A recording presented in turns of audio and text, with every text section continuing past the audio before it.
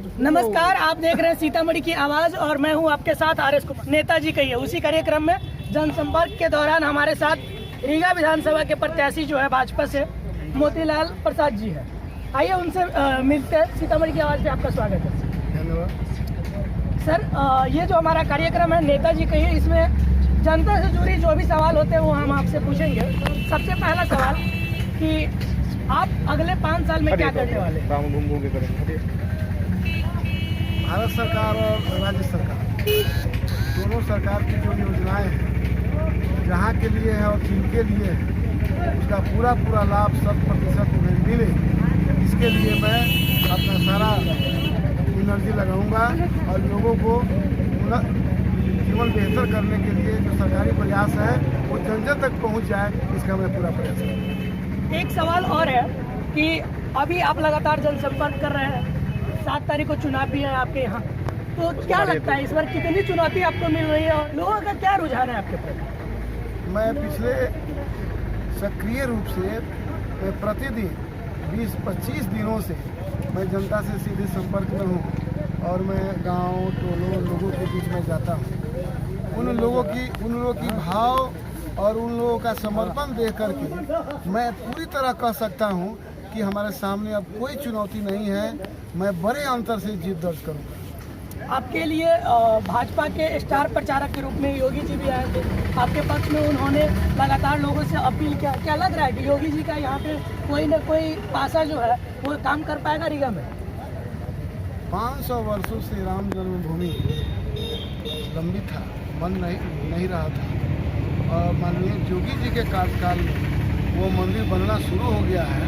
स्वाभाविक रूप से लोगों का भावना और भाव उनसे जुड़ा हुआ है, तो उनकी अपील का भरपूर असर हो रहा है, असर हुआ है, असर होगा और उसका लाभ बड़े पैमाने पर मुझे मिलेगा। सर, एक सवाल और है, आम जनता से जुड़ी ये सवाल है कि आप किसी मुद्दा, यहाँ का जो स्थानीय मुद्दा है, समस्या है, वो क्या है और 5 साल में क्या उस पर आप काम कर पाएंगे? जैसे जिले का एकमात्र रीगा चीनी मिल है जो कहीं ना कहीं अंतिम सांस ले रही है, किसानों की काफ़ी ज़्यादा क्षति होती है उस रीगा चीनी मिल को लेकर। पहले होता था कि हमारे यहाँ पे किसान जो है गन्ना उपजाते थे और वहाँ पे ले जाके सही मुआवजा के साथ खेती कर पाते थे, अब वो भी नहीं रहा। क्या लगता है रीगा चीनी मिल के लिए आप क्या करेंगे?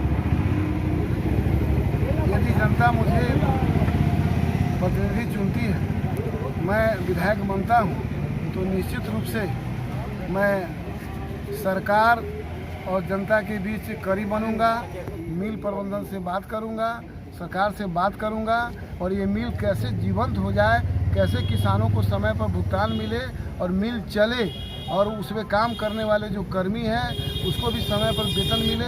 ये सब चीज़ों के लिए मैं बेहतर प्रयास करूंगा। अपनी ओर से कोई भी प्रयास, कोई भी कसर मैं नहीं छोड़ूंगा। आज जनता चाहती है कि हमारे यहाँ जो है जनप्रतिनिधि जब चुने जाए तो कहीं ना शिक्षा, स्वास्थ्य, सड़क, इन सारे बुनियादी सुविधाओं का लाभ वो चाहते हैं। आपके यहाँ क्या पूरे जिले में जो है हालात खराब है? शिक्षा की बात करें, स्वास्थ्य की बात करें, तो आप अपने रीगा विधानसभा के लिए क्या बेहतर करेंगे 5 साल? एक समय था कि स्कूल के ताले नहीं खुलते थे, मकान नहीं होता था, स्कूल नहीं होता था, भवन नहीं होते थे, सारे उसके इंफ्रास्ट्रक्चर नहीं होते थे।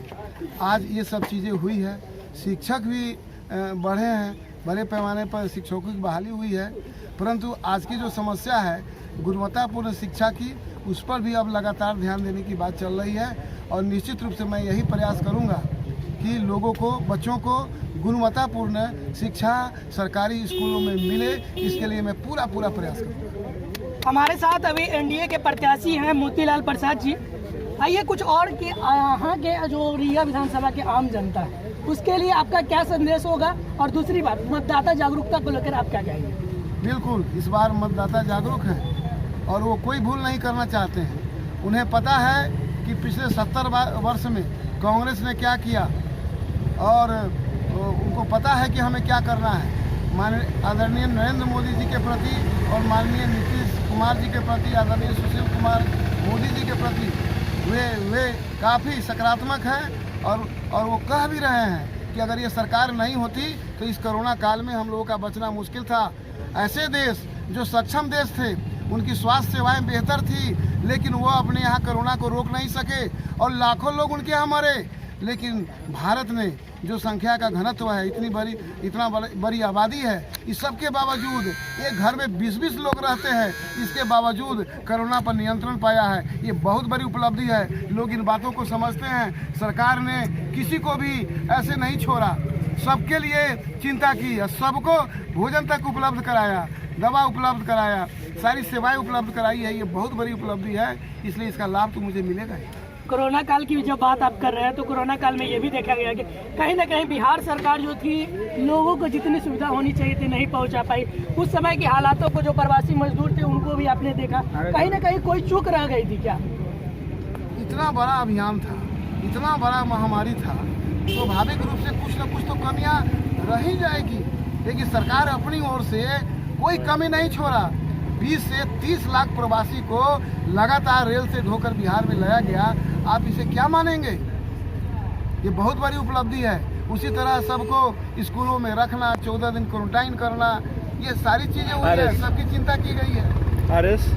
रीगा विधानसभा से आप पूर्व में भी विधायक रह चुके हैं, 5 साल का गैप है आपका, 5 साल कोई और पार्टी के यहाँ से विधायक रहे। क्या लगता है कि इन 5 साल में रीगा पिछड़ा है या विकास की तरफ बढ़ा है? निश्चित रूप से सरकार के स्तर पर योजनाएं बनी, योजनाओं का लाभ बाकी जगहों पर तेज गति से लोगों ने लिया, परंतु मेरे रीगा विधानसभा में इन योजनाओं का लाभ जिस गति से लेना चाहिए, जनप्रतिनिधि यदि जागरूक रहते तो वो ले पाते। उनकी जागरूकता नहीं रहने के कारण आज कई सड़कें, पिछले बार 2017 में जो बाढ़ आया था, सड़कें ध्वस्त हुई थी, वो सड़कों का निर्माण नहीं हुआ। वो फुलवरिया घाट, वो मधु छपरा घाट या जमुआ घाट, ये सारे बहुत लेट से बना। और बरगनिया आज भी सड़क के अभाव में बहुत दुर्गति है। तो अगर जनप्रतिनिधि जागरूक होता तो ये गड़बड़ियाँ नहीं होती, ये काम पहले हो चुके होते। इसलिए इस बार मैं जनता से अपील करूंगा कि आप वैसे लोगों को चुनें जो बिल्कुल शुद्ध रूप से सामाजिक सेवा में हो और कार्यकर्ता भाव से, सेवा भाव से काम कर सके। अगर इस कसौटी पर कस के देखा जाएगा तो मैं निश्चित रूप से खरा उतरूंगा।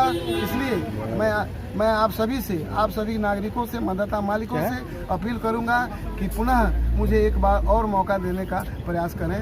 बहुत बहुत धन्यवाद। एक अंतिम सवाल है कि 5 साल आपको अगले बार जनता देगी, तो क्या 5 ऐसे प्राथमिक कार्यों को गिनाए जो आप करने वाले हैं?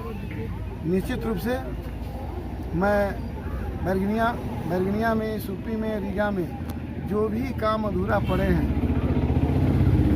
उन सब अधूरे कामों को मैं पूरा करवाऊंगा। बिजली की बेहतर व्यवस्था होगी, सड़कों की बेहतर व्यवस्था होगी, जो नागरिक सुविधाएं हैं वो बेहतर लोगों को उपलब्ध होगा। जो विभिन्न प्रकार के पेंशन से वंचित लोग हैं, उन सबको मैं पेंशन दिलवाने में पूरा सहयोग करूंगा और विकास के काम को मैं और गति दूंगा। मैं अभी इतना ही कर सकता हूं। आगे सरकार के स्तर पर जो योजनाएं चलेगी, मेरे विधानसभा में उसका पूरा लाभ मिले, ये प्रयास मैं सुनिश्चित करूंगा। हमारे साथ जिंदाबाद।